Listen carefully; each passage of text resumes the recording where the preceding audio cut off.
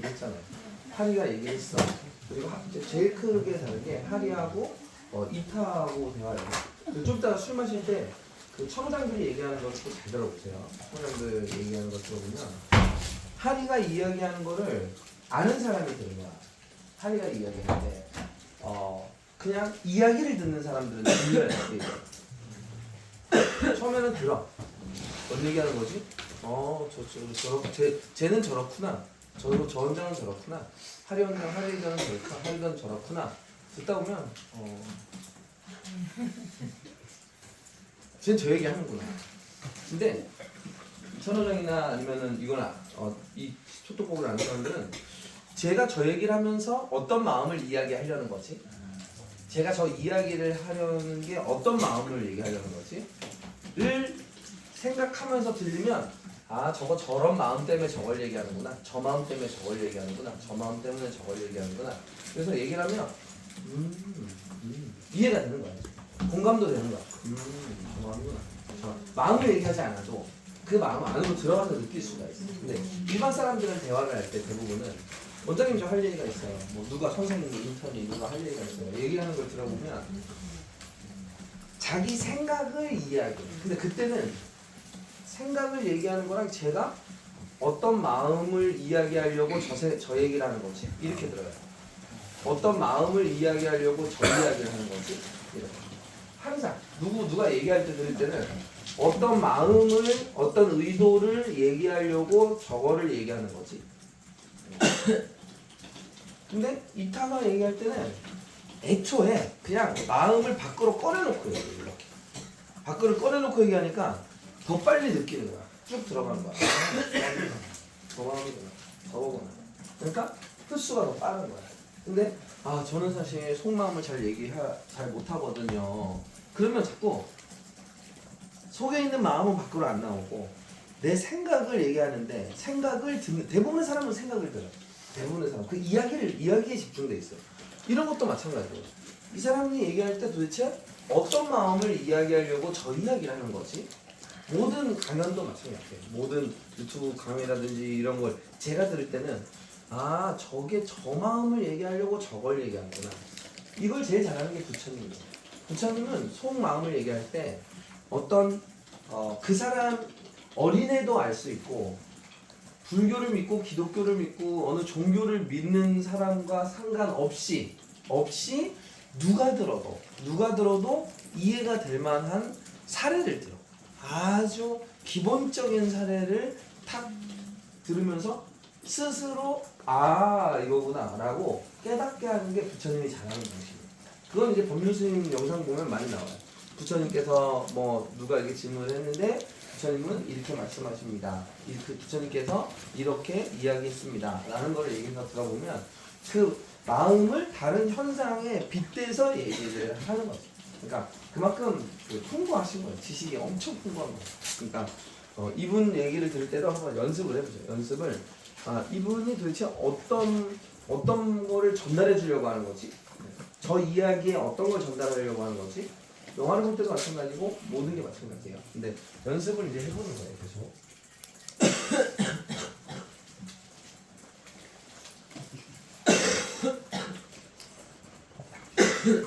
재생 속도는 1.2로 듣겠습니다.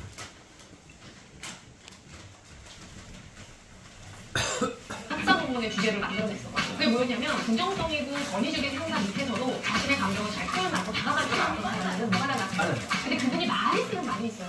말하기 관점에서 행복한 사람들은 어떤 공통점이 있을까요? 일단 첫 번째는 방법이 있을 거야 라는 말을 참 잘해요. 우리가 흔히 대화를 잘하는 사람들은 자신이 뭘 원하는지에 대한 자기 욕구를 잘 파악한다 그러거든요. 이 사람들은 자기 욕구를 절대 포기하지 않아요. 방법은 우리가 포기를 해요. 예를 들어 넷플릭스를 보는 게 내 재미라는 욕구를 충족하는 아주 강력한 방법인데 핸드폰이나 컴퓨터가 고장이 나서 오늘 넷플릭스를 볼 수가 없어요. 그래도 이 사람은 재미라는 욕구를 충족하기 위한 다양한 다른 방법을 탐색하더라는 거예요. 두 번째는 지금 우리가 힘든 시기지만 분명히 여기에도 긍정적인 어떤 의미가 있을 거야. 우리가 이걸 긍정적인 너무 빨라. 너무 빠르죠?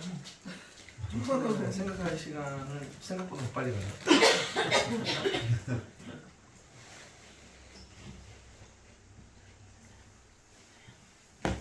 평가라고 분명히 여기에도 긍택하더라는 거예요. 두 번째는 지금 우리가 힘든 시기지만 분명히 여기에도 긍정적인 어떤 의미가 있을 거야. 우리가 이걸 긍정적인 재평가라고 하거든요. 예를 들면 이제 코로나 시기였잖아요. 이 상황에서도 우리가 발견할 수 있는 좋은 점은 있을 거야. 우리 가족들이 더 가까워졌고 많은 시간 대화를 나눌 수 있었고 좋은 점도 있을 거야. 분명히 여기에 의미가 있을 거야. 이 말을 잘했다는 거예요. 세 번째는 뭐냐면 야 지금은 힘들지만 요것만 끝나면 여행이야 뭐 이런 거예요. 우리가 이걸 이제 긍정적인 재초점이라 그래요. 그래서 상사가 갈구는 거예요. 기분이 나쁘잖아요. 그런데 오늘 끝나고 야구의 치맥이야 뭐 이걸 생각하는 거예요. 내가 지금 하는 일은 지루하지만 오늘 끝내고 나 소개팅 있어. 이 소개팅을 생각하면서 버티는 거예요. 관점을 전환시키는 능력이 아주 뛰어난데 이 사람들이 하는 말은 이만하길 다행이다 라는 말을 또 되게 잘 줘요. 이만하길 다행이다. 관점을 전환하는 거예요. 예를 들면 코로나 시기여서 우리가 2년 동안 많은 제약은 있었지만 이만하길 다행이야. 우리 가족이 더 심하게 아프지 않고 누군가가 위중하지 않은 이것만 해도 얼마나 다행인지 몰라. 이 사람들이 하는 말들을 가만 들어보면 결국은 자기의 불편한 정서를 편안한 정서로 바꾸려는 전략적인 방식들. 근데 그게 단지 그냥 말로 나오는 뿐이에요. 어떻게든 잘 될 거야. 여기에도 의미가 있을 거야. 다시 한번 보면 이 안에서도 배우는 게 있을 거야. 이런 말들이죠. 이런 말들을 많이 하시는 분들을 보면 감정적인 전략들,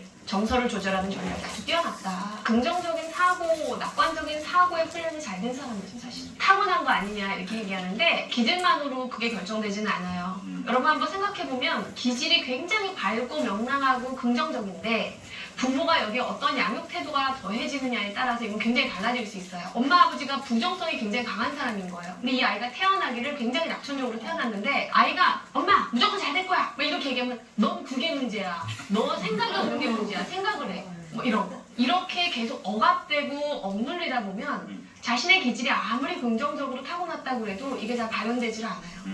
그런데 부모님까지도 그래 야 너 참 좋다. 그래 우리 방법이 있겠지. 온 가족이 다 그렇죠. 우리 가족이 그러면. 그런데 제가 진짜 신기했었던 하나의 사례가 있었어요. 한 기업에서 발견됐던 분이었는데 누구도 이 팀장님이랑 일하는 거를 별로 좋아하지 않았어요. 그런데 이분의 같은 팀이었었던 한 남자분이었는데요. 이분이 이 팀장님을 변화시켰어요. 제가 그분을 보면서 야 대단하다. 진짜 대단하다. 제가 그분 때문에 제 석사 논문의 주제를 만들어냈었거든요. 그게 뭐였냐면 굉장히 부정성이고 그리고 권위적인 상사 밑에서도 자신의 감정을 잘 표현하고 다가갈 줄 알았던 사람들은 뭐가 달랐을까였어요. 근데 그분이 많이 쓰는 말이 있어요. 무슨 일이세요? 왜 그러세요? 무슨 일 있어요? 우리가 흔히 누군가가 화를 내면 불편한 반응을 보이면 어떻게 처리하냐면 왜 저래? 미친 거 아니야? 이러면서 그냥 무시하려고 하잖아요. 이분은 그거를 자기한테 받아들이지 않는 거예요. 팀장이 화를 내는데 나 때문인가를 받아들이면서 침묵 행동을 하고 발언 행동이 줄어드는 게 아니라 그 사람한테 가더니 팀장님 왜 그래요? 무슨 일이에요? 하면서 퀘스천 하나만 갖고 있는 사람 같은 거예요. 호기심만. 그 호기심이 어떻게 올 수 있었을까? 제가 이제 그분하고 면담을 하면서 어떤 어린 시절을 보냈는지 물어봤거든요. 근데 하나의 사례를 얘기해 주시는데 참 웃을 수 있는 사례였는데 제가 눈물이 나더라고요. 아 그래요? 어떤? 집이 정말 찢어지게 가난했대요. 쫓겨나기 일보 직전이었었는데 1,000만 원을 벌어오셨대요. 집이 지금 쫓겨나게 생겼고 학교도 갈 수 없는 지경에 돈 1,000만 원이 그게 그렇게 큰 돈이 아닌 상황이었어요. 근데 그날 1억 천금을 얻은 가족들처럼 삼겹살 파티를 하면서 빛이 보인다. 우리 가족이 이제 빛이 보인다. 이제 우리는 뭔가 될 것 같다. 이러면서 삼겹살 파티를 했다는 거예요. 집에서 신문지를 쫙 깔고 삼겹살을 구워 먹으면서 그날 너무 행복했다는 거예요. 우리도 하면 되겠구나. 방법이 있겠구나. 그리고 우리가 오늘 이렇게 행복하구나. 자기가 그때 배운 건 뭔가가 잘 되지 않았더라도 그 이슈를 대하는 부모님의 태도만큼은 자기 몸에 새겨졌다는 거죠. 왜 그 사람이 정말 우리가 소위 지랄 맞은 상사를 대할 때도 위축되지도 않고 그 사람을 비난하지도 않고 물음표 하나로 다가가서 아 팀장님 무슨 일이에요? 말해봐요. 그러니까 그 팀장님이 처음에는 뭐 이런 놈이 다 있나 하다가 그 친구한테 말하기 시작하는 거예요. 그러면서 이 팀장님이 정말 이 사람을 좋아하게 됐어요. 그분 두 분이 제 교육생으로 들어오셨었거든요.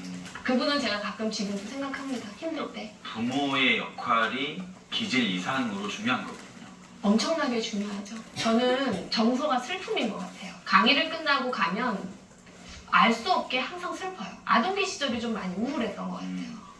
그러다 보니까 격려받았다라는 환경보다는 뭔가 이렇게 비난을 듣고 평가를 많이 받았던 그래서 제 자신에 대한 믿음이 많이 없고 타인의 눈치를 많이 보다 보니까 내가 정말 잘했나?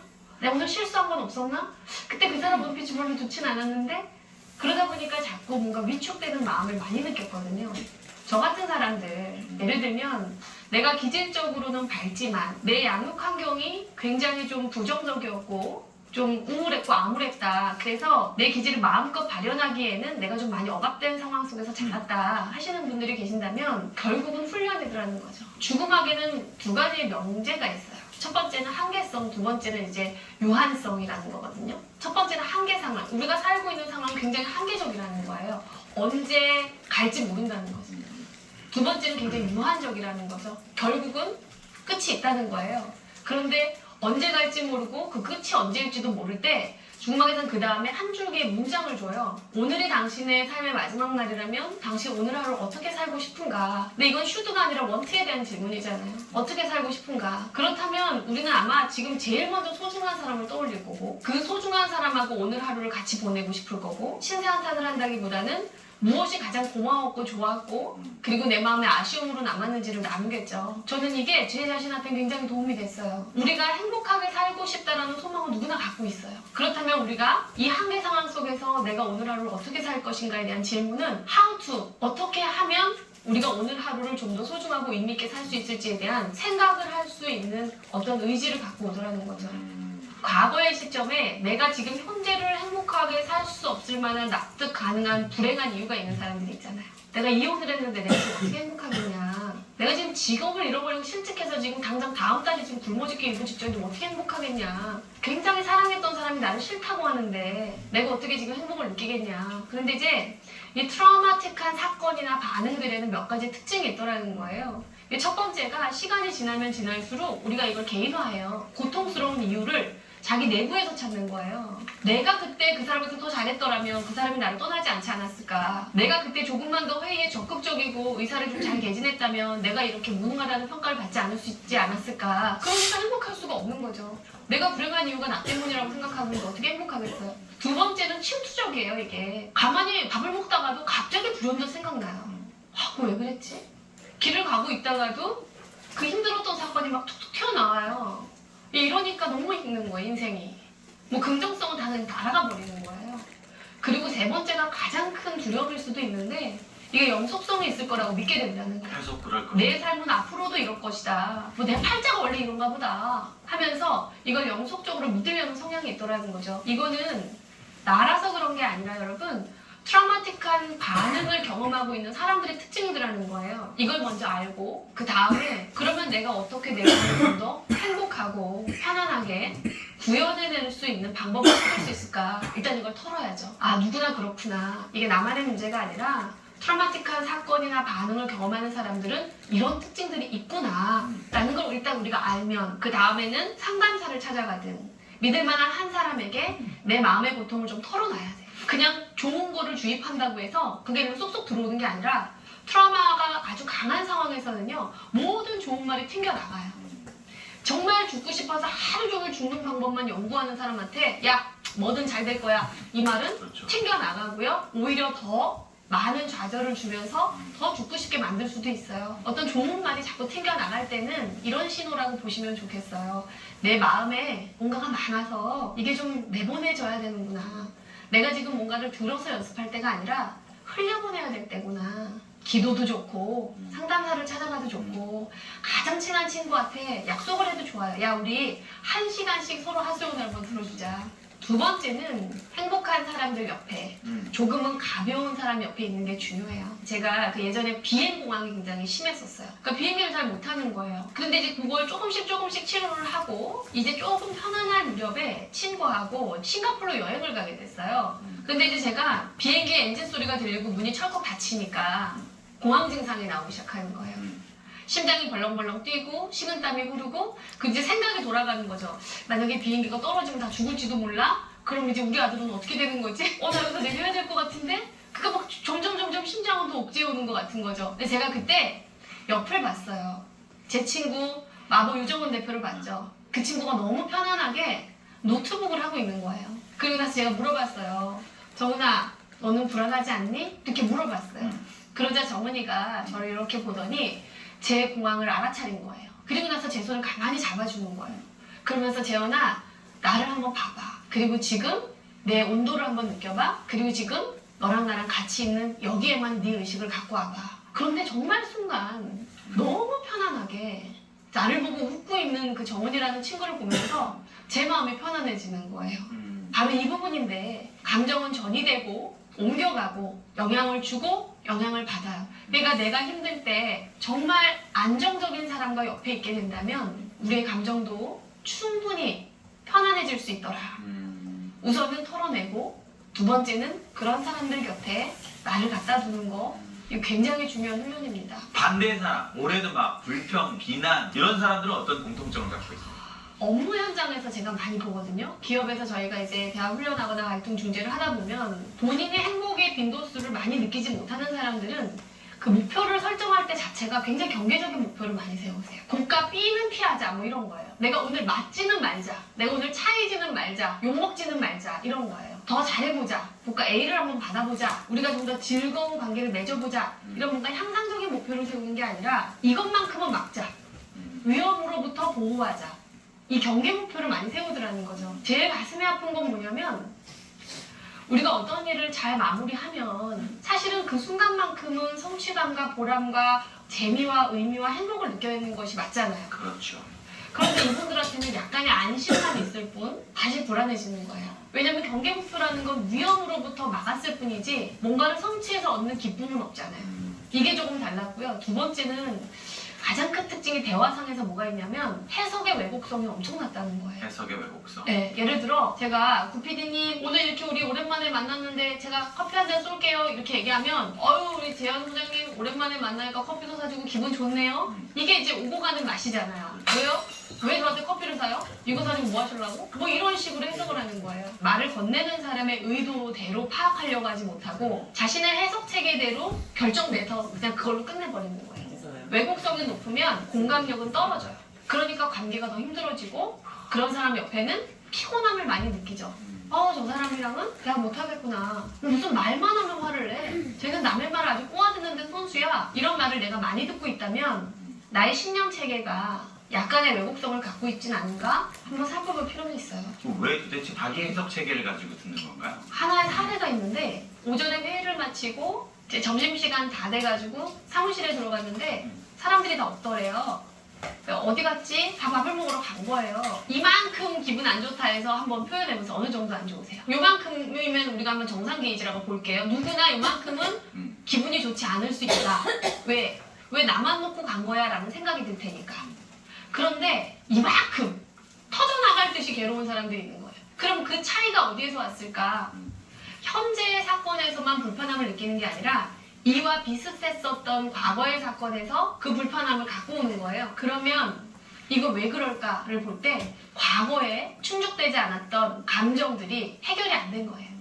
그러면 현재 우리가 관계를 맺을 때에도 꼬아듣거나 왜곡되게 반응되는 강도가 굉장히 커지는 거죠. 그런 신념이 사실 몇 가지가 있어요. 첫 번째는 불신에 관련된 신념들이 있어요. 세상은 아무도 믿을 수 없다. 믿을 놈 없다. 아무도 믿을 수 없다. 그런데 어려서부터 부모님이 이렇게 키운 거예요. 야, 너 세상 호락호락하게 보지 마.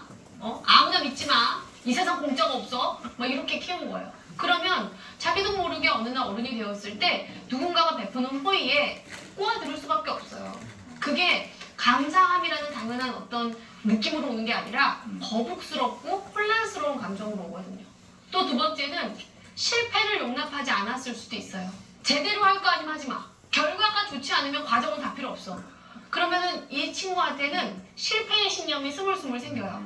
아, 내가 뭔가 실수할지도 몰라. 그럼 아예 안 하는 게 나아. 또 어떤 사람은 네 감정 표현하지 마. 그렇게 감정적으로 굴지 마. 그러면 정서적 억제의 신념이 생겨요. 그래서 이런 사람들은 언젠가 자기가 감정을 표현하면 이걸 주체하지 못할까 봐 두려워서 감정 자체를 표현하지 않아요. 또 어떤 사람들은 작은 실수도 이해받거나 용서받지 못하고 처벌받아서 자기의 신념에도 잘못한 놈은 죽어마땅해라는 신념을 갖고 살았을지도 몰라요. 이런 왜곡성이 깊은 신념들을 가지면 가질수록 상대의 말이나 행동을 있는 그대로 여과 없이 받아들이기가 쉽지가 않죠. 지금 문제는 뭐냐면 걸러드는 여과장치에 문제가 생긴 거예요. 이 사람 자체가 나빠서가 아니라 여과장치에 뭐가 많이 끼인 거예요. 그래서 제대로 여과가 안 되는 거예요. 그러니까 어떻게 해야 되냐면 이 여과장치를 다시 손을 봐야 돼요. 그 노력이 필요하죠. 꼬여듣지 않기 위해서는 뭐 어떻게 생각해야 됩니까? 너무 어려운 질문이네요. 그게 얼마나 어려운지를 아니까 그 말이 잘 나오지가 않는 거예요. 방법은 되게 쉽죠. 상대의 말을 한번 믿어보세요. 정말 그 사람의 말이 거짓이라는 증거를 한번 찾아보세요. 생각보다도 그 사람의 말이 거짓이라는 증거가 별로 없어요. 근데 거기까지 가기가 너무 힘든 거예요. 그 왜곡성이 깊으면 깊을수록. 그래서 결국 대화 치료의 핵심은 딱 한 사람이라도 좋으니까 그 사람하고의 대화를 통해서 신뢰관계를 어떻게 회복할 것인가. 그래서 제가 차라리 돈을 좀 내더라도 좋은 상담사분을 찾아갔으면 좋겠다라고 말하는 게 사실 누군가의 말을 계속 꼬아듣게 되면 가장 괴로운 사람은 본인이에요. 본인이 제일 힘들어요. 그래서 저는 이분들에게 정말 그 사람이 선의의 뜻으로 이거 좀 마셔보세요 되게 맛있어요 라고 하는 그 말을 한 번은 믿어봐라. 만약에 못 믿겠으면 나하고의 관계 속에서라도 한번 믿음을 한번 연습해보자. 그러니까 믿음을 회복하는 거, 신뢰를 회복하는 훈련이 제일 중요하고, 두 번째는 이제 여기서부터는 약간 스킬적인 부분인데, 비폭력 대화를 개발한 마샬 로젠버그 박사님께서 인간의 모든 말은 둘 중에 하나다. 한 섹션은 플레이즈로 듣는 거고 하나의 영역은 땡큐로 듣는 거다. 그런데 인간의 말이 결국은 이 안에 다 있다는 거예요. 예를 들어서 내가 열심히 일을 해가지고 나도 한 번도 가져보지 못했던 명품 백을 우리 엄마한테 사준 거예요. 그때 엄마의 반응이 어이구 이년아 네가 얼마나 번다고 돈지랄이야 뭐 이렇게 얘기를 했다가 한번 해보세요. 근데 사람의 말은 둘 중에 하나다. 플리즈거나 땡큐거나. 플리즈로 해석하면 이렇게 할 수 있죠. 우리 딸 엄마 이런 거 없어도 된다. 우리 딸 열심히 돈 모아서 뭐 결혼할 때 혹은 너가 필요할 때 그때 돈을 써다오 이럴 수도 있고, 같은 말이라도 땡큐일 수도 있죠. 고맙다. 엄마 잘 들게. 네. 그래서 인간의 모든 말을 내가 자꾸 왜곡해서 듣는 습관이 되었다면 모든 말을 내가 부탁이거나 땡큐로 한번 바꿔보자. 저 사람이 이거 한 잔 드세요 라고 할 때 제가 기쁜 일이 있어서 이거 선생님한테 대접하고 싶으니까 맛있게 마셔주세요 라는 부탁이겠구나. 이렇게 한번 생각해보자. 그렇게 훈련을 한번 해보는 거예요. 그래서 저희가 훈련할 때 이렇게 손가락 돌리는 거 훈련하잖아요. 번역기를 돌려봐라. 저 사람의 말이 플레이즈인지 땡큐인지 실제로 내 손가락을 이렇게 돌리다 보면 약간은 돌아간다라는 거죠. 회의할 때도 되게 좋아요. 상사가 이렇게 약간 개소리하는 것 같으면 그냥 손을 이렇게 돌리면서 저거 플리즈야 땡큐 하면서 한번 돌려보는 거예요. 그러면 실제로 돌아가요. 야 니들끼리 밥 먹으러 갔냐? 그러니까 돌리는 거예요. 같이 먹어줬으면 좋겠다. 다음에 나도 좀 데려가 줄래? 뭐 이런 부탁인 거죠. 꼬인 사람들을 또 상대할 때도 있잖아요. 어떻게 대처를 해야 되나요? 진짜 좋은 질문인데 제가 좋아하는 질문이 아니에요. 저는 우리나라에는 피해자들만 존재한다고 봐요. 보면은 이 세상에 상처를 준 사람은 없어. 다 상처를 받기만 했어요. 관계를 보면 침묵하는 자와 쫓아가는 자가 있잖아요. 쫓아가면서 끊임없이 매달리고 재촉하고 대화하자, 너 이리 와, 붙잡고 오늘 끝내, 나랑 말해. 이런 사람은 항상 드세 보여요. 뭔가 문제가 그 사람한테 있어 보여요. 점잖게 입 딱 다물고 있는 사람 보면 호인 같아요. 그래서 누가 상처를 주는가를 보면 쫓아가는 사람이 상처를 주는 사람처럼 보여요. 그런데 속 터지게 가만히 좀 대화 좀 하자 그러면 정말 입 딱 다물고 사람 속을 뒤집고 있는 이 사람은 상처를 주고 있는 게 아닌가. 관계는 너무 상호적이라서 한 사람을 이해하기 위해서는 반드시 그 관계를 살펴봐야 된다. 한 공동체나 조직 안에 문제시 되어 있는 직원이 하나 있다면 그 팀원을 봐야 된다. 신출내기 팀장님이 계셨어요. 이분이 완전 생산 현장직에 있다가 HR 쪽으로 온 거예요. 한 번도 해본 적이 없는 업무예요. 그러겠네요. 그런데 그 밑에 아주 잔뼈 굵은 6년 차 이 일에 대해서는 날고 기는 팀장 바로 밑에 팀원이 있었어요. 두 사람이 의견 조율이 좀 안 돼서 회의할 때 약간의 갈등의 이슈가 있었어요. 그런데 일을 아주 잘하고 잔뼈 굵은 이 팀원은 또 팀원들이 있는 거예요. 원래 기존에 같이 일했던 하나의 패거리가 완성이 된 거예요. 그러자 이 팀장님을 팽하기 시작했어요. 아주 은근히. 그러자 이 팀장님께서 어떻게 변해가셨냐면 아주 고집스럽고 무뚝뚝하고 업무 중심적인 리더가 된 거예요. 어느 날 호출이 돼요. 김 팀장, 네가 여기 오고 나서 조직 문화가 이거 개판됐다는 얘기가 들린다. 너 리더십이 왜 이래? 하면서 욕을 먹었어요. 상처를 준 사람, 무뚝뚝하고 조직원 관리를 못하는 이 팀장한테만 상처를 주었다고 말할 수 있을까? 왜곡되고 뭔가 부정적이고 공격적이고 이런 사람들이랑 어떻게 대화를 하면 좋겠냐라는 이 질문을 제가 별로 좋아하지 않는 건 나는 그런 적이 없는가부터 생각해야 된다는 겁니다. 사실 우리가 상처받았다는 이유로 얼마나 공격자로 변하는지 우리 한번 생각해 봐야 돼요. 맞아요. 저는 공격적이지 않은 사람을 지금까지 본 적이 없어요. 그래서 우리의 공격성은 어디에서 나오는가? 내 고통을 이해받으려고 할 때 누구나 공격적이 된다. 그러면 나에게 공격적인 사람을 내가 어떻게 이해해 볼 것인가? 저 사람도 지금 고통스럽다는 걸 저렇게 표현하고 있는 것이다. 그래서 만약에 저 사람이 정말 나한테 필요한 사람이라면 그 사람한테 다가갈 때 우리의 마음의 태도가 조금은 연민적으로 그 사람 하나의 인격으로 볼 수 있지 않을까. 저희는 직업이 어떤 드러난 문제로 사람을 만나지만 결국 그 사람을 미워할 수 없는 게 그 사람의 과정을 관찰하는 게 저희 직업이잖아요. 어쩌다가 이 사람이 이렇게 됐을까를 이해하다 보면 미워할 수만은 없는, 이 사람이 왜 이기적이 됐는지 왜 권위적이 됐는지까지 알게 되면 이 사람이 도움이 필요한 한 사람으로만 보이게 된다는 거죠. 제가 이 대화라는 이 한 단어를 붙잡고 살아온 지가 올해가 딱 16년째 되더라고요. 깨닫게 되었었던 아주 보편적인 단어면서도 아주 값지게만 발견할 수 있었던 단어가 아까 말씀드렸던 그 젊은 직원, 그 사람이 갖고 있었던 그 퀘스천의 마음, 호기심의 그 마음 하나가 얼마나 대화를 부드럽게 이끌어갈 수 있고 갈등의 이슈에 들어갔을 때 아, 저 사람 너무 나쁜 사람이야 해서 그런데 저 사람은 왜 그랬을까? 진짜 그 호기심의 물음으로만 생각이 약간만 틀어지면은요 중재가 이루어져요. 그런데 중재가 실패할 때는 그 물음표가 끝까지 마침표로 남을 때였어요. 분명히 저 사람은 나쁜 사람이야. 분명히 이건 저 사람의 잘못이야. 나는 고칠 게 하나도 없어. 저 사람만 고치면 돼. 라는 이 마침표가 물음표로 바뀌지 않을 때는 이 갈등이 해결된 적이 없어요.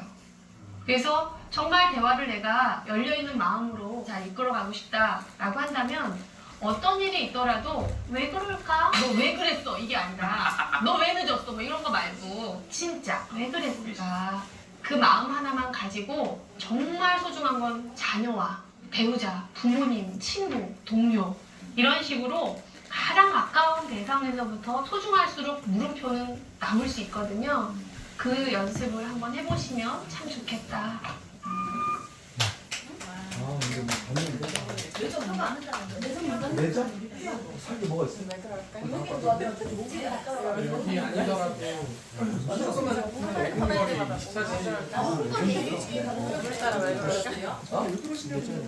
별로 다시 듣지 마세요. 이거 이 여자분 마음에 들어요. 다시 듣지 마세요. 저희 처음 들어보는데 여기서 배울 건 딱 하나예요. 저희가 쓰는 식구들끼리 쓰는 대화법 중에 이런 게 있어요. 대화법이라기보다는 오늘도 누가 저한테 전화했는데 직원이 제주도구나. 제주도에서 어느 선생님이 오늘 12시까지 출근을 안 했대요. 어떻게 해야 되나요? 이게 질문이에요. 출근을 12시까지 안 했대요. 근데 12시까지 안 했어? 왜 그런 거 같아? 어제 회식을 했는데 술을 엄청 먹었대. 야 얼른 누구쌤 뭔가 그랬고 뭐야 야 북어국 끓여놨어 얼른 와 술 많이 먹었지 좀 더 자다 오지 왜 이렇게 얘기해야 돼.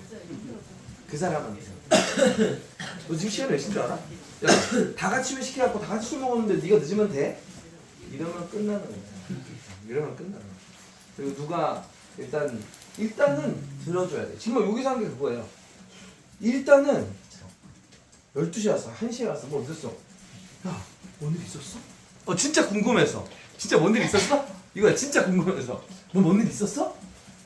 궁금하잖아, 일단. 지각을 했든 아니면 뭘 했던 거 아니야. 정말 궁금해야 돼요. 지각을 자주 하는 사람들.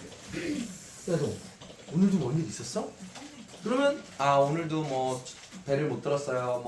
오늘도 배를 못 들었어. 그러면 야 너는 맨날 지각하잖아. 그 맨날이라는 단어 쓰시면 안 돼. 맨날 그러진 않잖아요.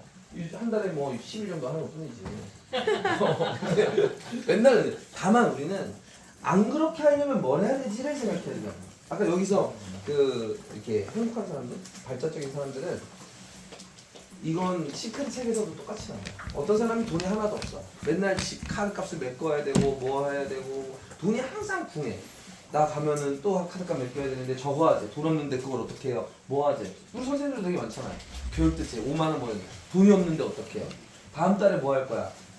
다음 달 저 한 달에 버는 돈인데 그걸 어떻게 하나요? 너 다음 달에 매출 얼마 할 줄 알고? 너 다음 달에 매출 얼마 하고 네가 얼마 벌 줄 알고 벌써 다음 달에 돈이 없다는 얘기를 해. 우리가 돈이 하나도 없는 사람이 너도 리더 할 수 있어 그러면 저 가진 돈이 없는데요. 너가 지금 돈이 없는 거지 1년 뒤에 돈이 없는 건 아니잖아. 지금은 없는 거지 1년 뒤에 돈이 없는 건 아니잖아요.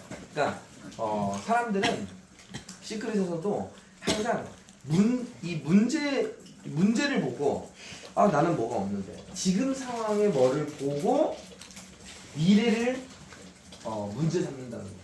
지금 상황. 얘 맨날 이제까지 계속 그랬어. 얘 시간이 지나도 똑같을 거야.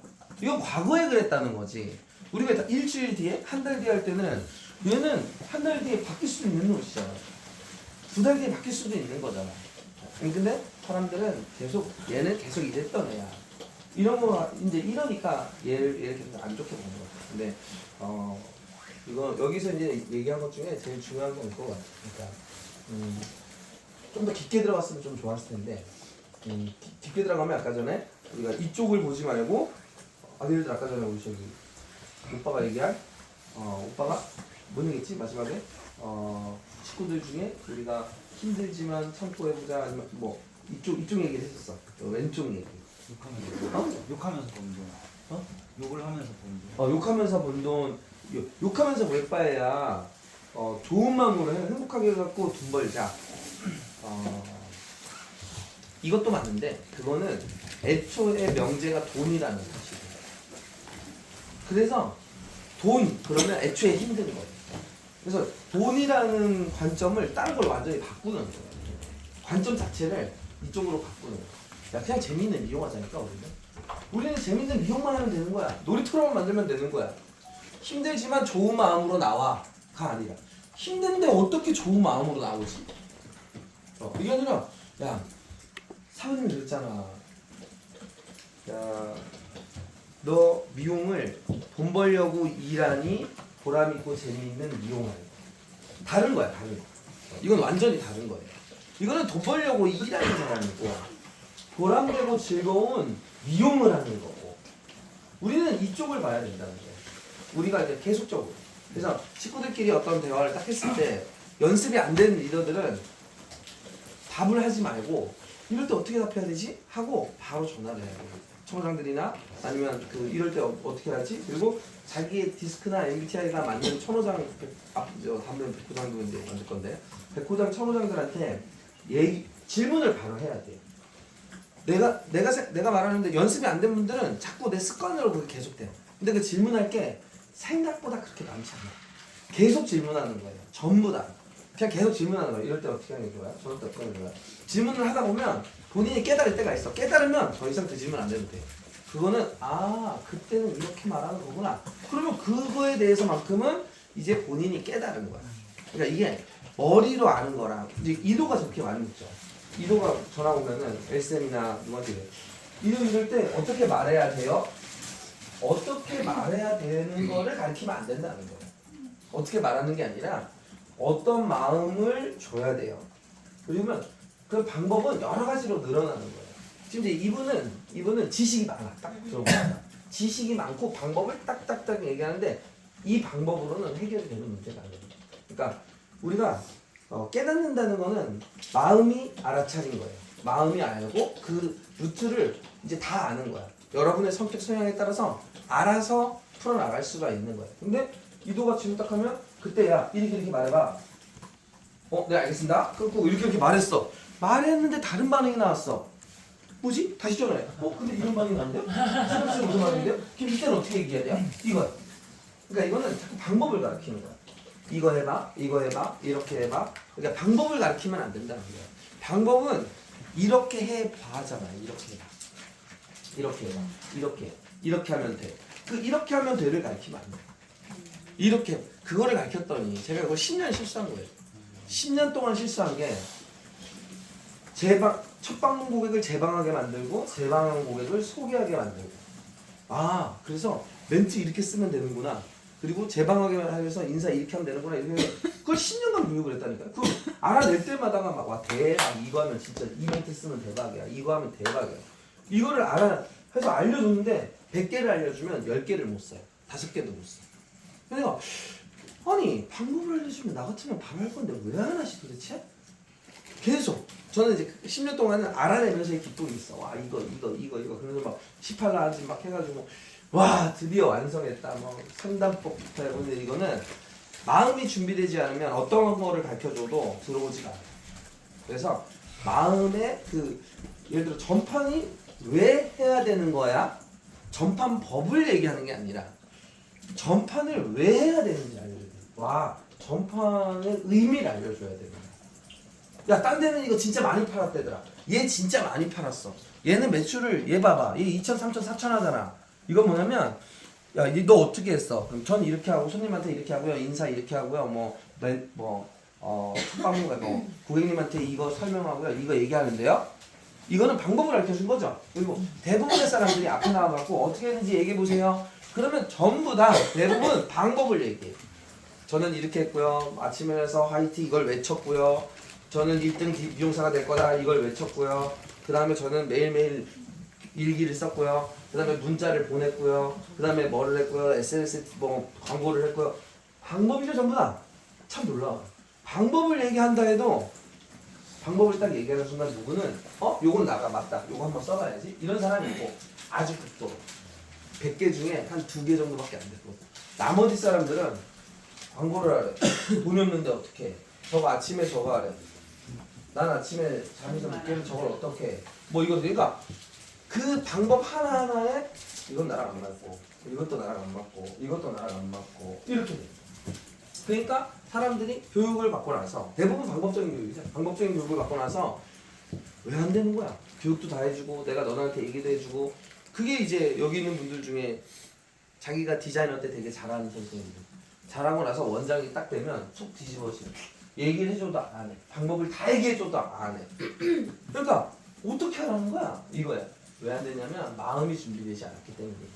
마음을 얘기해줘야 하는데 마음. 고객이 너는 아침에 잠에서 딱 깰 때 어떤 마음이야? 이걸 얘기해야 되는데 출근할 때는 어떤 마음이야? 이걸 얘기해야 되는데 잘 때는 어떤 마음으로 자? 무슨 생각하면서 자? 너 그런 생각하면서 자는구나. 엄청 중요한 거예요. 잘 때 무슨 생각을 하면서 자는지 잠에서 깰 때 어떤 건지.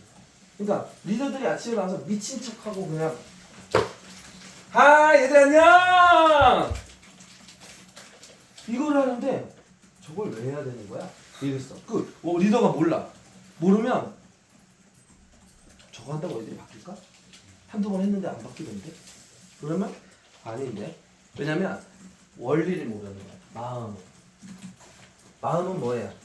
아침에 들어가서 이제 누가 되게 좋은 아이디어를 냈더라고요. 아침에 음악 튼다는 거 어디죠? 현도는 아침에 딱 되면 제일 신나는 노래로 크게 틀어놓고 막 꽝꽝꽝 이러면 음악 왜 이렇게 라이브 쇼 가면은 음악 때문에 심장이 뛰죠. 자기 몸이 이렇게 안 하면 라이트가 안 나와. 막 몸이 되잖아. 그냥 음악을 들으면 그거 파동 때문에 그래요. 파동 때문에. 파동이 옆에서 치는 거야 이렇게 자동차도 뭐하면 부퍼 이런 거 보면 쿵쿵쿵 울리는 거 있죠 이렇게. 그러면 막 둥둥둥 울리죠. 그거 파동 치기 때문이에요. 파동 쳐서 심장하고 이게 맞아지는 거야. 음악이. 뭔가 깨 소리 들어. 그럼 심장 저는 이런 유리에다가 펜, 사인펜으로 글씨 쓰면 막 이상하거든요. 그리고 어떤 사람은 뭐 유리에다가 쇠 긋는 소리 이거 되게 싫은 사람이 있고 사람마다 있잖아요. 나랑 주파수가 완전히 안 맞는 이 파동 수. 그래서 아침에 어떻게 하면은 확 에너지를 끌어올릴까? 내가 에너지를 끌어올리는 게 맞나 안 맞나? 그걸 했을 경우 안 했을 경우. 그래서 진짜 나라도 기분이 좋을까? 나라면 진짜 기분이 좋을 것 같아. 이게 다 준비된 다음에 그래 그거 하는 게 진짜 기분 좋겠다. 이렇게가 다 끝나고 나야 그 다음에 한번 해봐야 되겠다. 그럼 소리 한번 지르면서 인사를 한번 해봐야 되겠다. 이게 맞아져요. 그러니까 제가 봤을 때는 마음 상태를 배워요. 지금 고기를 지금부터 먹을까요? 7시부터 먹을까요? 지금부터? 원래 하려는 거는 아직 안 했어요. 원래 하려는 거는 제일 중요한 건데 시간이 얼마 걸리나 볼게요. 이거는 딱 들으면 내공이 있는 제목은 뭐냐면 지속 가능한 행복이 가능합니까?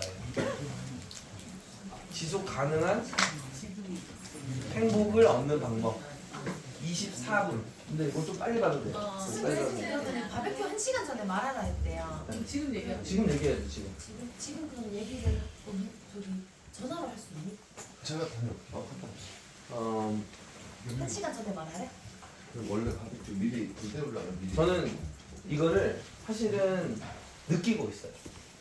저는 이거를 깨달았어요. 사실 깨달았는데 이걸 딱 보고 처음 봤어요. 이게 있는지 몰랐어요. 몰랐는데 이걸 딱 보고 나서 이게 맞구나라는 걸 재확인하는 거. 저는 재확인할 때 너무 기뻐요. 그러니까 이게 모든 사람이 다 이걸 깨달았으면 하는 마음이 이거예요. 모든 사람이 행복을 깨달았어요. 근데 제가 이걸 딱 보니까 정말 거의 인사치까지 간, 근데 그 단계보다가 한 단계 깊은 거를 저는 얘기해 드릴 거예요. 그러니까 이걸 보고 들어보시면 너무 되게 재밌는 범준수니까요.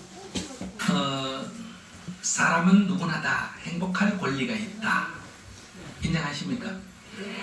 네, 남자든 여자든, 젊은이든 늙은이든, 또는 얼굴이 검든 희든, 신체가 건강하든 장애가 있든, 성적 지향이 이성이든 동성애든, 종교가 불교든 기독교든 있든 없든 사람들은 누구나 다 행복할 권리가 있다. 또 행복하고 싶어 합니다. 그런데 실제 우리가 살아가 보면 그렇지가 못하죠. 행복하고 싶지만 현실은 행복하지가 못하고 행복할 권리가 있다고 하지만 그 권리를 제대로 행사하지 못한다. 이런 얘기. 왜 그럴까? 그건 이제 얘기를 들어보면 알아요. 그럼 제가 물어봐요.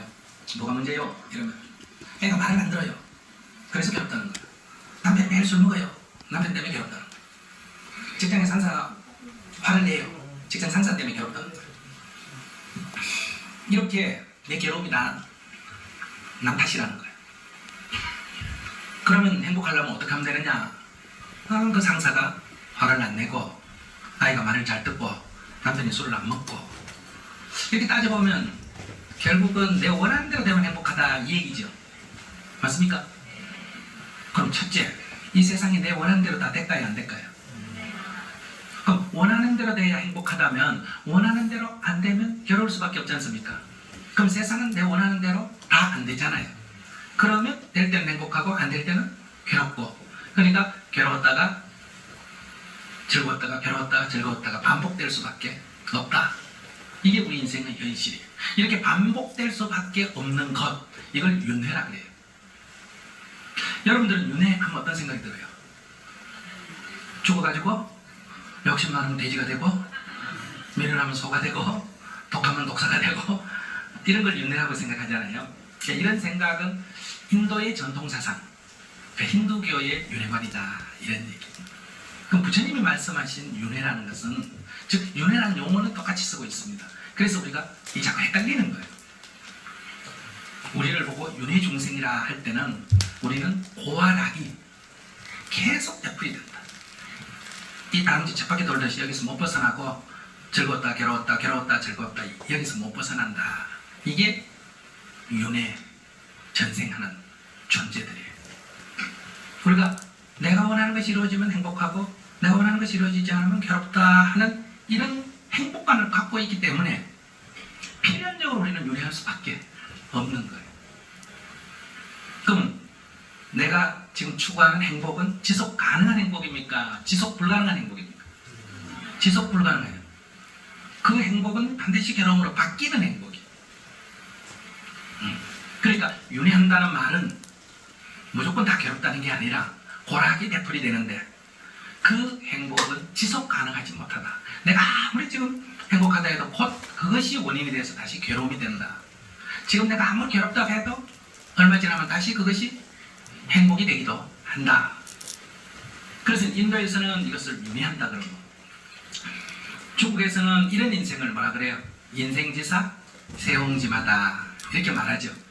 조금만 이렇게 관조해보면, 길게 관찰해보면 좋다고 반드시 좋은 게 아니고 나쁘다고 반드시 나쁜 게 아니다. 좋은 것이 나쁜 것의 원인이 되기도 하고 나쁜 것이 좋은 것의 원인이 되기도 한다. 그래서 나쁜 것이 좋은 것의 원인이 될 때 뭐라 그래요? 전화위복이다. 이렇게 말하지 않습니까? 그죠? 그래서 우리는 윤회 중생이에요. 그러면 불교에서 말하는 행복은 이런 행복을 말하는 건 아니에요. 이런 행복을 얻기 위해서 출가하는 건 아니에요. 이런 행복은 이 세상에서 중생이 다 갖는 행복이에요. 그러면 우리가 추구하는 이상이란 건 뭐냐? 지속 가능한 행복이에요. 그 행복이 뭘로 바뀌지 않는다? 괴로움으로 바뀌지 않는 행복이에요. 그게 지속 가능하다 이런 얘기예요. 그렇게 되면 윤회에서 벗어났다 이렇게 말할 수 있어요. 그러니까 고락 되풀이되는 데서 벗어나서 그럼 이제 우리는 이렇게 생각할 수 있죠. 고와 락이 있는데 딱 잘라가지고 고는 버려버리고 락만 딱 쥐고 있으면 되지 않느냐 이런 생각이 이상세계, 천락이라든지 극락이라든지 이런 생각을 하게 되는 거예요. 근데 이 고락은 분리될 수가 없습니다. 고락의 뿌리는 내가 원한다고 하는 욕망, 욕구의 뿌리를 두고 있어요.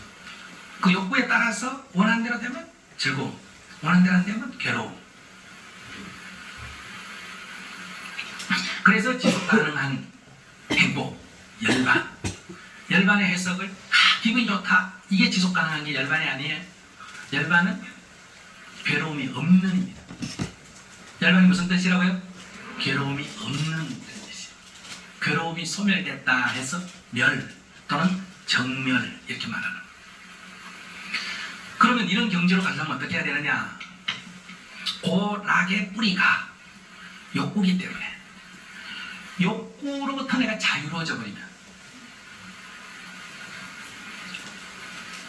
고가 사라지는데 뭐도 사라질까? 락도 사라지. 그래서 여러분들이 별로 좋아 안 해요. 고가 사라지는 건 좋은데 뭐도 사라진다고? 락도 사라지는 거예요. 그 재미없죠?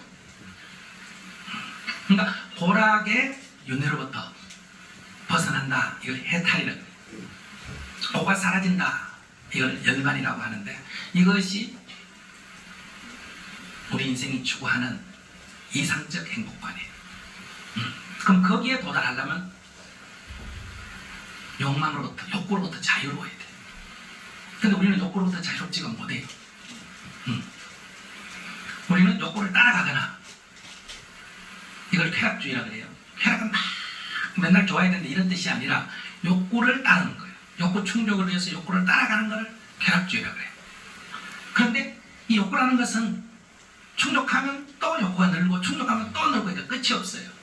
그래서 충족이 되면 즐거웠다가 욕구가 느니까 충족이 안 되니까 괴로웠다가 또 충족이 되면 즐거웠다가 이렇게 반복이 된단 말이에요. 그래서 욕구의 실을 말려버리자. 그래서 욕구는 무조건 안 따라가요. 욕구를 억제하고 저항하는 거예요.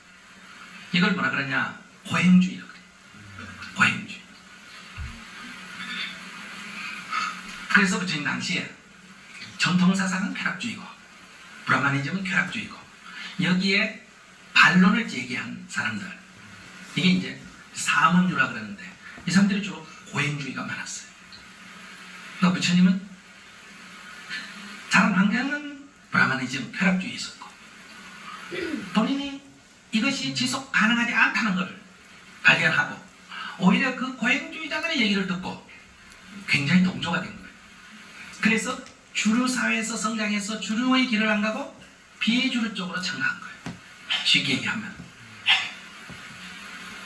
그랬는데 그 극심한 고행을 하고도 해탈을 얻지 못했어요. 그래서 돌아본 거예요. 내가 왜 이렇게까지 접속된 말로 죽기 살기로 수행을 했는데도 해탈을 하지 못할까?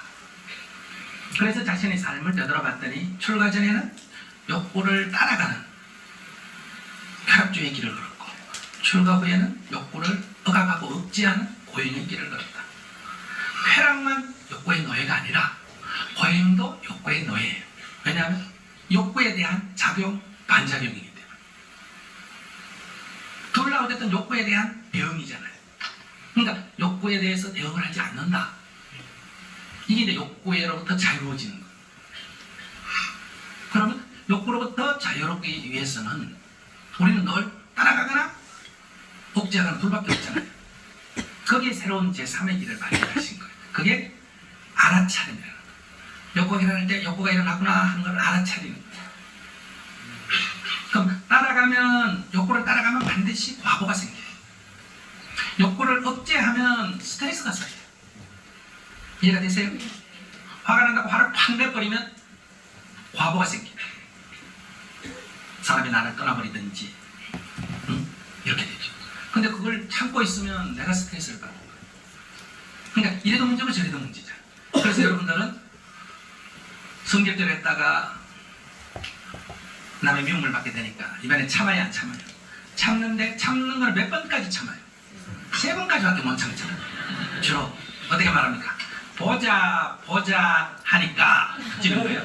또 한 번도 아니고 2번도 아니고 이게 하면서 터지는 거예요. 3번을 못 넘겨요. 그래서 우리가 작심삼일 이런 말도 있죠. 3일을 못 넘기는 거예요. 그래 터지고 나면 또 후회해야 안 해요. 그 부작용이 너무 크니까 또 후회하고 다시는 안 해야지. 그러니까 또 참습니다. 참았다가 또 터지고 또 후회하고 이게 지금 되풀이되고 있거든요. 그러니까 다만 알아차리면 욕구가 일어나구나 욕구구나 하고 알아차리니까 욕구에 끌려가지도 않고 알아차리니까 억제도 안 하는 거예요. 예를 들자면 담배를 피우는 사람이 담배를 피우고 싶다고 담배를 피우지도 않고 안 피워야지 하고 참지도 않는 거예요. 피우고 싶어 하구나 이렇게 눌리지 않고 놔두는 거예요. 근데 우리는 사실은 현실에서 딱 부딪히면 우리 2가지 길밖에 없습니다. 따라가든지 참든지. 명상하다가 다리가 아프면 펴든지 참든지. 이 2개밖에 없잖아요. 알아차림이라는 건 뭐냐 하면 통증을 알아차리는 거예요. 통증이 있구나 하고 통증을 그냥 느끼는 거예요. 통증이 있으니까 싫어서 펴지도 않고 통증을 억제하지도 않고. 현실에서 보면 잘 안 돼요. 그래서 연습이 필요한 거예요. 이 제3의 길. 고행도 아니고 쾌락도 아니고 쾌락도 아니고 고행도 아니고 이 새로운 길, 이게 중도입니다. 그래서 부처님이 깨달음을 얻고 나서 제자에게 한 첫 번째 말, 입에서 나온 첫 번째 법문이 수행자는 쾌락의 길을 가도 안 되고 고행의 길을 가도 안 된다. 두 양극단을 버려라. 중도의 길을 가라. 이게 첫 번째 하신 말씀. 이것이 이제 이렇게 하면 지속 가능한 행복이라고 말할 수 있어요. 괴로움이 없는 경지에 이른다. 근데 여러분들은 기분이 막 좋고 할 때 마음이 들떠야 안 들떠요? 들떠지. 화가 나도 마음이 들떠야 안 들떠요? 들떠지. 그러니까 그거는 같은 거예요. 들뜬 상태예요. 그래서 그게 되풀이되는 거예요. 그러면 알아차리면 마음이 고요한 상태예요. 그러니까 좋다고 들뜨지도 않고 싫다고 가라앉지도 않고. 그래서 여러분들은 아마 그런 경지를 첫째는 체험을 해본 적도 없고 오직 체험이라는 건 기분이 쇠한 거 그것만 행복이라고 생각하는데 그게 계속됐으면 좋겠다는데 그건 계속될 수가 없어요. 그래서 우리는 내가 원하는 대로 되면 행복이다 라고 하는 행복관, 가치관을 갖는 한은 우리는 영원히 행복해질 수가 없다. 고락이 되풀이 될 뿐이다. 그래서 이 가치관의 전환이 필요한 거예요. 그 가치관의 전환이 다른 말로 하면 또 출가예요. 지금 내가 살고 있는 이 집의 가치가 뭐라고? 고락 중에 낭만 있기를 바라는 필연적으로 고가 따로. 그래서 우리는 이 집을 괴로우면 집을 나갔다가 또 다시 집으로 들어오고 나갔다가 들어오고 이런 건 가출이에요. 아시겠어요? 그런데 이 고락의 되풀이를 불살라 버리는 것, 집을 불살라 버리는 것, 이것을 이제 집을 떠났다 이렇게 표현하는 거예요. 그러니까 여러분들이 절에 들어와서 스님이 돼도 제가 볼 때는 19번 출가가 아니고 주로 가출을 해요. 그러니까 여기 와서 또 살기 힘들면 또 어떻게 한다? 또 돌아가요. 집으로. 가서 또 귀찮아서 못 살면 어때요? 또 나와요. 이렇게 이제 오고 가는 것, 이거는 이제 가출이 된다. 이런 말씀을 드리면서 이제 여러분들이 괴롭다 하는 것이 다 이렇게 뭐 때문에 이렇게 말하거든요. 그러나는 여러분들은 지속 가능한 행복이 이룰 수가 없습니다. 여름이 되면 더웠어, 겨울 되면 추웠어, 봄에는 꽃이 펴서 아래르기 때문에 뭐 이렇게 날씨도 탓하고 온갖 걸 다 탓하게 된다 이 말이에요. 그러니까 이제 딱 관점이 바뀌면 여러분 수영할 수 있어 좋고, 겨울은 스키 탈 수 있어 좋고, 봄에는 꽃봉에서 좋고, 가을은 단풍에서 좋고 이렇게.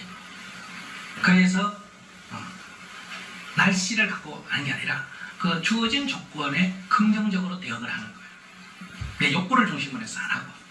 그렇게 되면 여러분들은 훨씬 더 자유로워지고 행복해지는, 자, 그런 삶으로 나아가는 거니까 이 수행자가 된다는 꼭 머리깎아 스님이 되는 것만 출가가 아닙니다.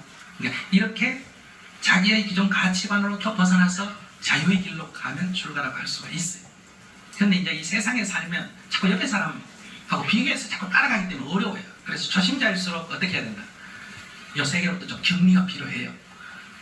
그런데 어느 정도 자유로워지면 이제 이 세간과 출세간을 나눌 게 없다. 어디 있어도 늘 자기를 알아차림을 유지하게 돼요. 이런 말씀 드리면 좀 심각해졌네요. 그죠? 네. 여러분들 행복한 그 나에게 주어진 원래 권리, 행복할 권리를 반드시 찾으셔야 돼요. 권리를 팽개치지 말고 남편 핑계대고 자식 핑계대고 팽개치는, 여러분들은 막 몰랐는데 제가 들을 때는 저 사람은 정말 괴롭고 싶어서 못 살겠던 사람이구나. 난 괴로워요. 그 왜 괴로운데? 어떻게 그런데 안 괴로울 수 있어요? 자꾸 이러니까 그래 지금 괴로워해라. 아이고 그래 잘한다. 괴롭다. 이 실컷 괴로워해라. 이래. 나이 들었다고 괴롭다 그러지. 아직 어리다고 괴롭다 그러지. 결혼 못했다고 괴롭다 그러지. 했다고 괴롭다 그러지. 뭐 괴롭고 싶어서 뭐든지 다 괴로운 이유를 가져가는 거예요. 응? 그러니까 만 된 사람이 뭐 스님 아직 저는 장가를 못 가서 괴로워요. 그래. 그럼 난 64살 때인데 나는 못 줘라. 응? 아니 이혼을 했다고 괴로워요. 그래. 내가 볼 때는 나는 한 번도 결혼 안 해봤고 너는 한 번 해봤는데 누가 처지가 나요? 그 사람 처지가 났잖아. 그런데 괴롭다고 그러니까 괴롭고 싶어서 네가 뭘 갖고 괴롭다고 하구나. 그 지난번에 어떤 청년이 뭐 애인이 뭐 한 사람을 좋아해가지고 떠났다고 괴로워한다 그래. 그래서 내가 그래도 너는 연애 한번 해봤네? 내가 젊은 애 중에 한 번도 못 해봤어. 얼마나 많은데 니 지금 여기 와서 우리한테 자랑하는 거가? 그러니까 어떻게 보느냐에 따라서 다르다는 거예요. 그러니까 몇 살을 괴로움의 원인으로 보는 것을 사고에 있어서 부정적 사고라 그러고, 이렇게 그거 배우지 않아 이걸로 보는 걸 뭐란다? 긍정적 사고라 그래요. 요즘식으로 표현하면. 긍정적 사고를 가지면 별 문제가 없어요. 별 문제가 없다. 이게 제일 좋은 거예요. 대화를 하다가 그럼 뭐 별 문제 아니네요. 그래 맞아. 별 문제가 아니네요. 그게 공이요. 별 문제가 아니다. 아무것도 아니네. 이거. 그래서 어떤 여자분이 남편 죽었다고 막 울어. 그래서 제가 연불도 해주고 뭐 위로를 해줘도 안 고쳐. 그럼 제가 가서 귀에다 대고 작게 얘기합니다. 아이고 니는 좋겠다. 왜요? 시집하면 나가겠네. 남편이 죽었다. 지가 죽은 것도 아니고 지가 죽은 건데 그게 나한테 뭐가 문제? 그러면 이제 남편 죽고 어떻게 살아요? 이래요. 그러니까 너는 죽은 남편 걱정 안 하고 살 리 걱정하네? 아니 지금 남편은 죽기까지 했는데 니는 지금 죽은 남편 걱정해요? 살 자기 걱정해요? 살 자기 걱정하는 게 얼마나 이기주의요? 그런 사람 동정하면 되나 안 되나? 안 돼. 그래서 우리가 어떻게 보느냐에 문제가 있다. 이제 이런 걸 생각하면서 여러분들 이제 질문을 하세요. 질문을 하면 제가 이제 10,000가지 질문을 해도 괜찮아요. 어떤 질문을 해도. 그럼 선생님 뭐든지 다 하나 그렇게 생각하시면 안 돼요. 여러분들이 갖는 고뇌라는 것은 원래 고뇌할 게 없는데 고뇌를 하는 거는 이렇게 밤에 비단료를 깔아주고 자라고 했는데 꿈을 꾸는 거예요. 어떤 사람은 호랭이 꿈꾸고 무섭다 그러고 뱀 꿈꾸고 무섭다 그러고 도둑놈 꿈꾸고 무섭다 그러고 그래요. 근데 꿈은 1000가지 10,000가지 다른 꿈을 꿀 수가 있지만은 그 사람 괴로운 거 해결하는 방법은 간단하죠. 흔들어 깨우면 주면 돼요. 호랑이 꿈 꾼다고 따로 처방하고 뱀 꿈 꿨다고 따로 처방하고 이럴 필요가 있나 없나? 그 잠꼬대기 때문에 흔들어 깨워주면 눈만 뜨면 별일 아니네 이 얘기예요. 그 꿈꾼다는 게 사로잡힘이거든요. 그러니까 사로잡힌 상태에서 벗어나면 한갖 꿈에 불과한 거예요. 그러니까 제가 어렵겠어요, 쉽겠어요?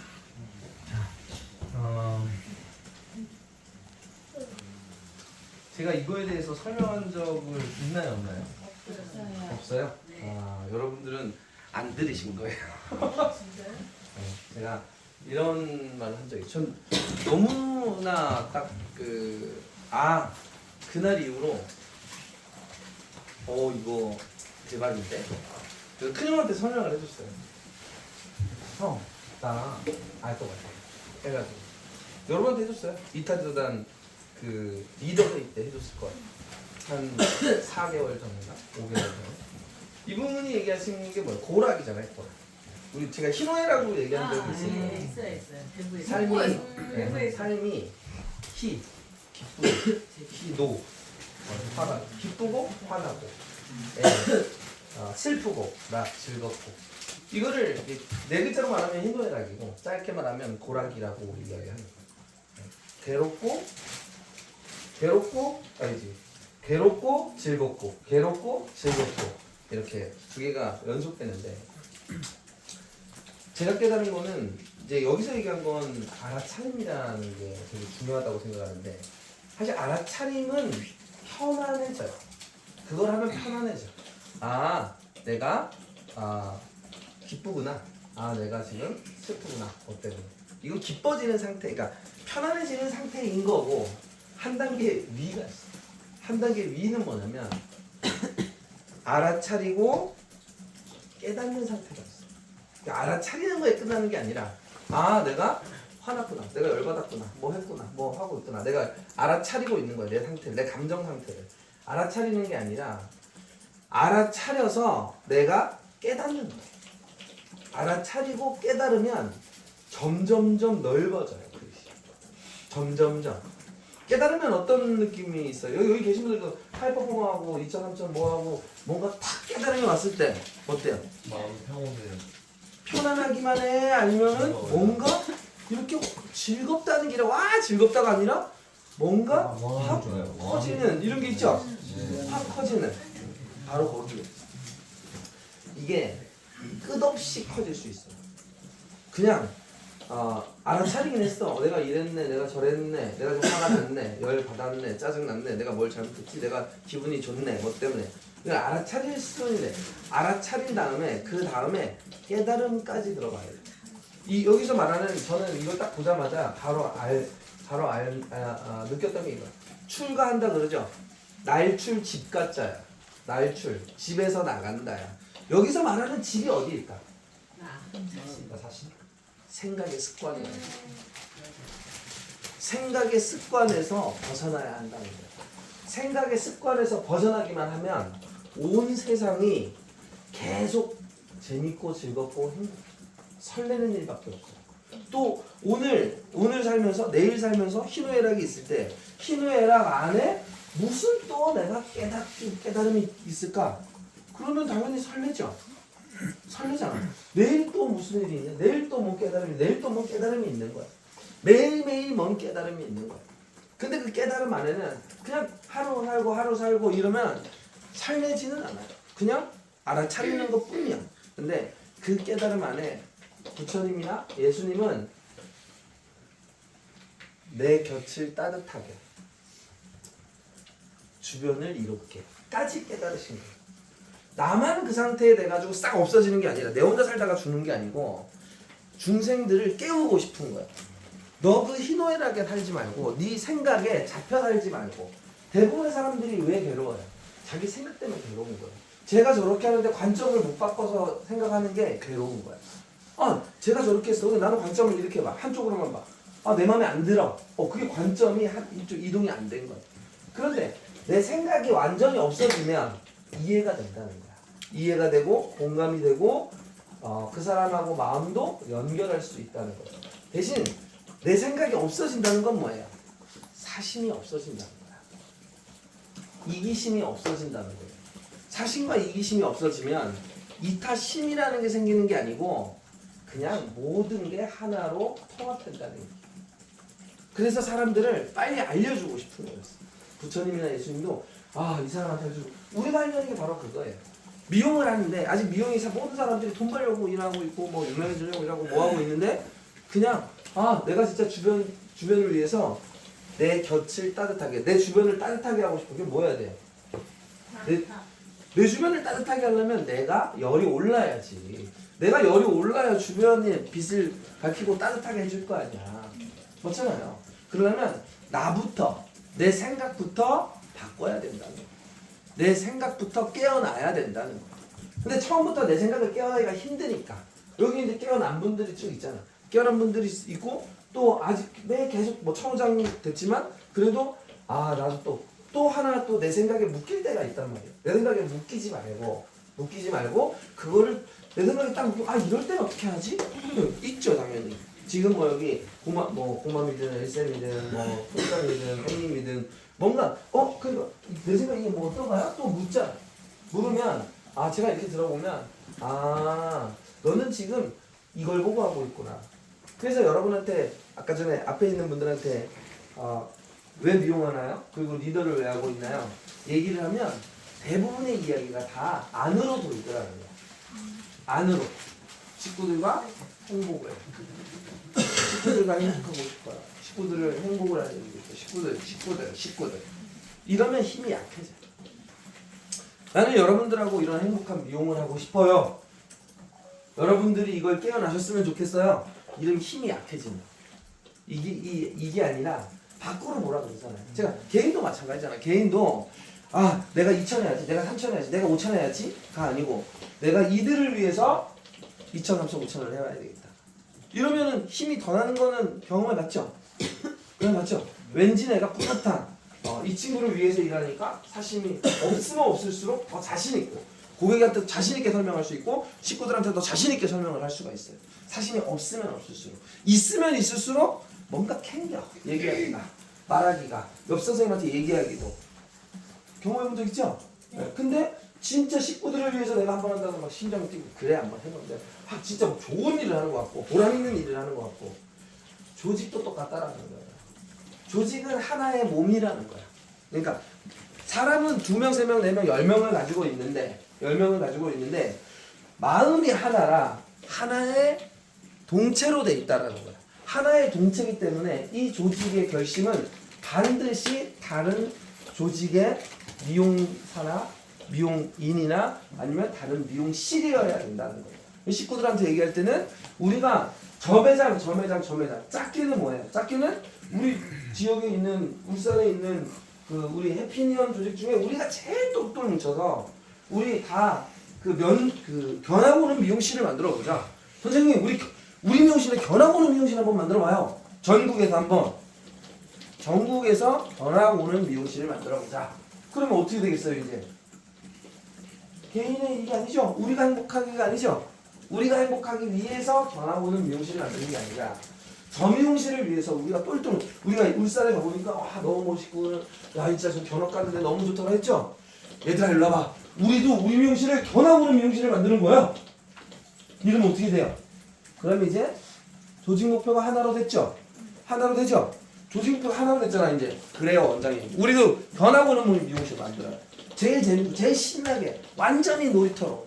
그래서 우리 이탈리아에서 해피니언에서 견학 오고 넓게는 일단 서울에서 견학 자주 오게 만들고 울산에서도 오게 만들고 우리 이탈리아에서 다 견학 한번 오게 만듭시다. 그런 다음에 나가서는 이탈리아에 없는 인스타에 올리고 뭐에다 올렸더니 그 매장이 미용인분들 저희 매장에 견학으로 오셔도 됩니다. 올 때 바카스 한 박스만 사갖고 오세요. 그냥 자율로 공개해 드립니다. 해서 견학을 하러 딱 오면 그게 엄청난 일을 하고 있는 거예요. 그것만으로 견학을 온다 해서 그거를 사람이 바뀌진 않는 건 알죠? 네. 지금 여기는 우리가 무슨 이야기를 듣고 무슨 마음 공부를 하는지 아는 사람들이 보니까 와 이제 알겠어요 이게 되는 거고 모르는 사람이 왔다 가면 뭐지 저건 또? 쟤들은? 디자이너나 이게 뭐예요? 우리가 하나로 뭉친 마음의 목표가 바꾸려 한다는 거예요. 이탈리아는 이게 다 뭉치면 우리 이탈리아 전체가 정말 견학 오는 일단 이탈리아는 전부 다는 아니고 그 안에서는 해피니언이라는 게 제일 묵직하니까 해피니언 브랜드를 가장 강력한 브랜드로 만들어서 다른 브랜드들이 도대체 저 브랜드 애들은 왜 저러는 거야?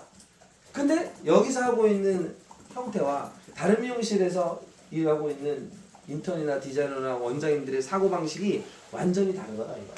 그런데 여기는 더 재밌게 일하고 즐겁게 일하고 막 너무 좋고 성과도 훨씬 많이 나면서 훨씬 물질적으로 풍요하면서 얘들끼리는 너무 뭉쳐있어. 근데 이걸 많은 미용인들이 원한다는 거야.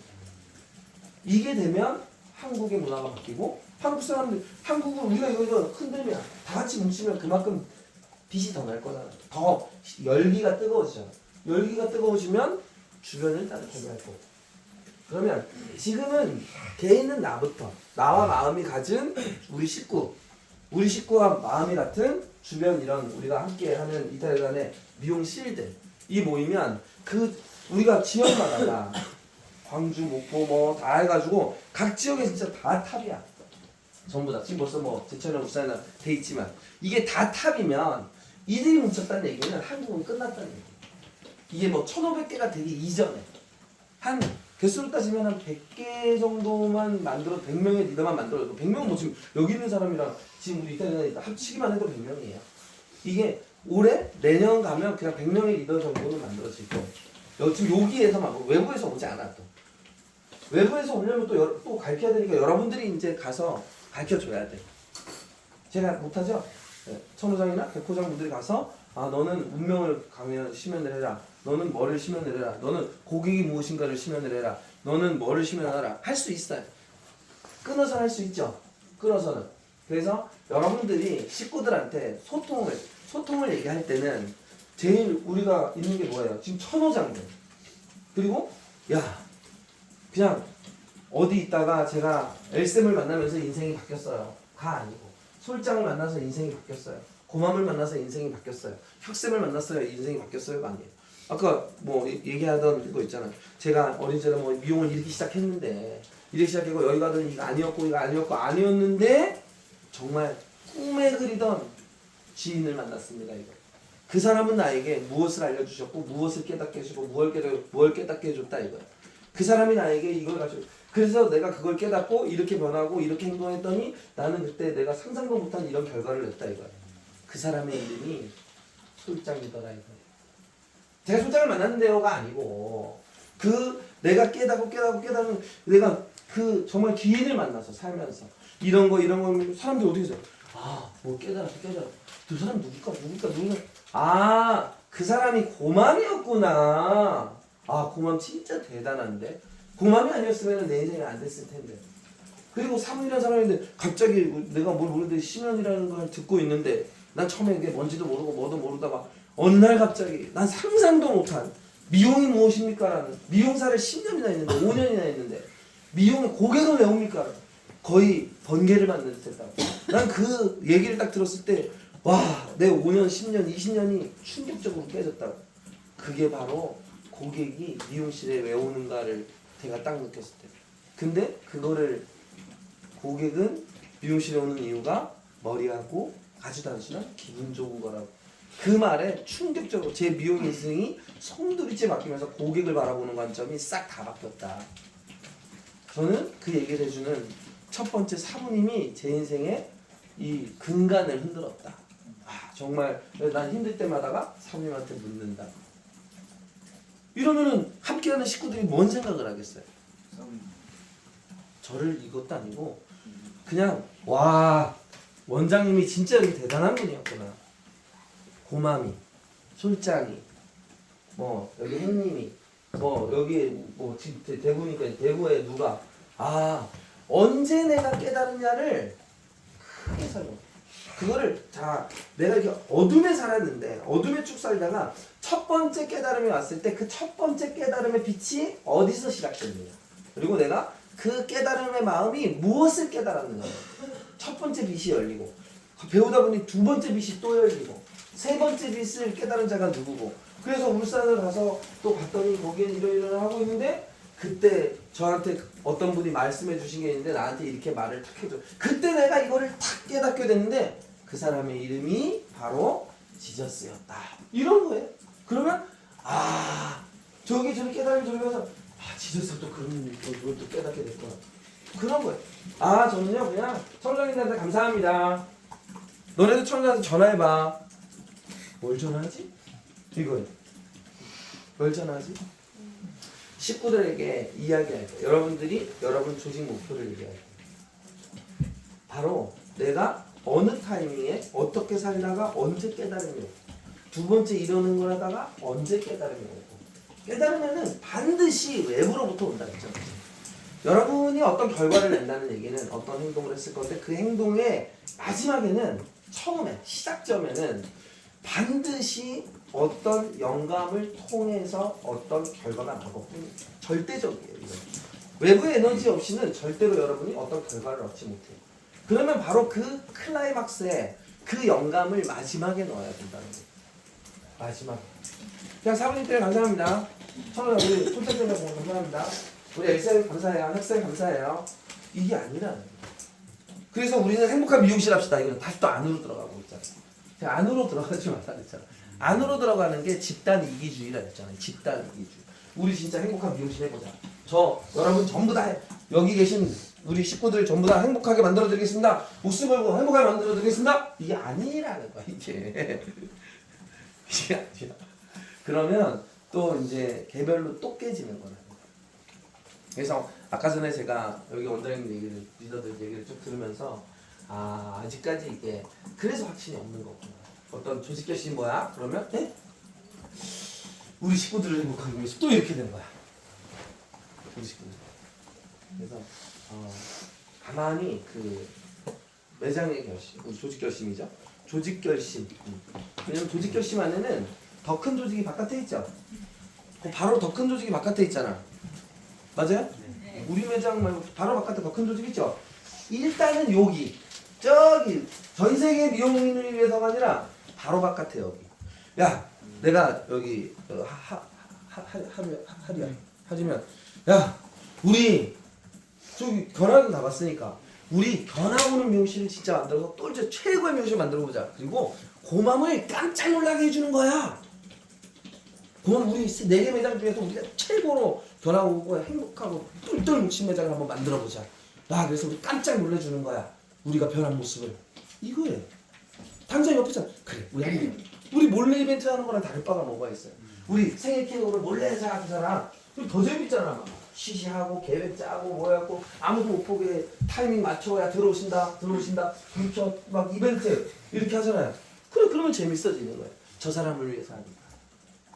우리가 딱 보이잖아. 어떤 사람이라는 거. 바로 1번은 우리 미용실, 그럼 우리 지금 리더들이 우리 미용실 바로 바깥에 조직. 그리고 야 조금 더 크게 서울까지, 조금 더 크게 전국까지. 근데 우리는 전국적으로 많이 만나니까 당장 한 군데씩 들려가서 와 우리 저 매장을 만드는 게 아니고 저 매장보다 더 단단하게 저기도 견학 올 수 있게 우리가 한번 만들어 보자는 거예요. 그게 우리가 하는 일이다. 그리고 그 안에 여러분들이 리더들이니까 이제까지 인생을 살면서 미용하기 바로 직전에 이렇게 힘든 일은 아니면 뭐든 내가 여러분한테 제 어린 마음부터 지금까지의 마음을 전하겠습니다. 해가지고 여러분의 과거를 얘기하고 미용하면서 힘들었던 점 우리 리더를 만나기 전까지 고마문이나 솔장이나 뭐 리더를 만나기 전까지 이런 걸로만 알고 있었다. 근데 나에게 이런 걸 배우게 해주고 이런 걸 배우게 해주고 이걸 느끼게 해주고 이걸 느끼게 해준 분이 누군지 아시나요? 이거예요. 그게 제 인생에는 고맘이었어요. 제 인생에는 솔장이었어요. 제 인생에는 엘맘이었어요. 제 인생에는 너도 이제 제자가 나가니까 여기서 얘기할 때는 얘기할 거리가 많지. 이 헤더가 얘기할 때는 헤더는 석도 얘기할 수 있고 엘맘도 얘기할 수 있고 나도 얘기할 수 있고 또 지역이 저기 갔더니 솔장도 얘기할 수 있고 그 사람의 만남에 대해서 내가 깨달은 거를 쭉 얘기하면 이걸 주신 분이 이분이시고 내가 이 마음을 깨닫게 해주신 분이 이분이시고 이런 마음을 깨닫게 해주신 분은 어느 지역에 어느 분이시고 그래서 너무나 감동 있고 그래서 여러분도 이렇게 마음이 넓어지고 이런 거를 같이 했으면 좋겠고 그리고 우리가 견학 가고 우리가 진짜 한번 똘똘 뭉쳐가지고 가장 행복한 미용실 그게 사부님이고 그게 뭐 스님이고 위에 있는 리더들이 원했던 그거니까 우리가 빛을 내보는 거야. 근데 내가 해봤더니 내가 스스로 빛을 냈더니 주변이가 힘을 얻는다 이거야. 그래서 우리가 똘똘 뭉치면 주변 미용실이 분명히 힘을 얻을 거라고. 그렇게 여러분들이 조직 결심을 잡아야 주변 식구들이. 그래서 그걸 하기 위해서 우리가 3월에 우리가 쏜다 그러면 깜짝 놀라게 해보자. 저들을 깜짝 놀라게 해보자. 서울에서 깜짝 놀라, 울산에서 깜짝 놀라, 대구에서 깜짝 놀라. 전적을. 근데 재밌으면서 전적을 쳐야 아주 재밌는 거잖아. 그냥 락이다 깡이다. 저들을 위해서 우리가 모여서 전략회의를 해서 깜짝 놀라게 해보자. 그 3월에 하는 거 4월에 하는가. 그거를 꾸준하게 여러분들이 힘을 실어 에너지를 계속 넣는다. 그리고 좀 이따가 그 나머지는 우리 청장분들 얘기 들으면서 어떻게 식구들을 이렇게 에너지를 하나로 뭉쳤는지 들어보시면 또 좋은 시간이 될 것 같습니다. 감사합니다.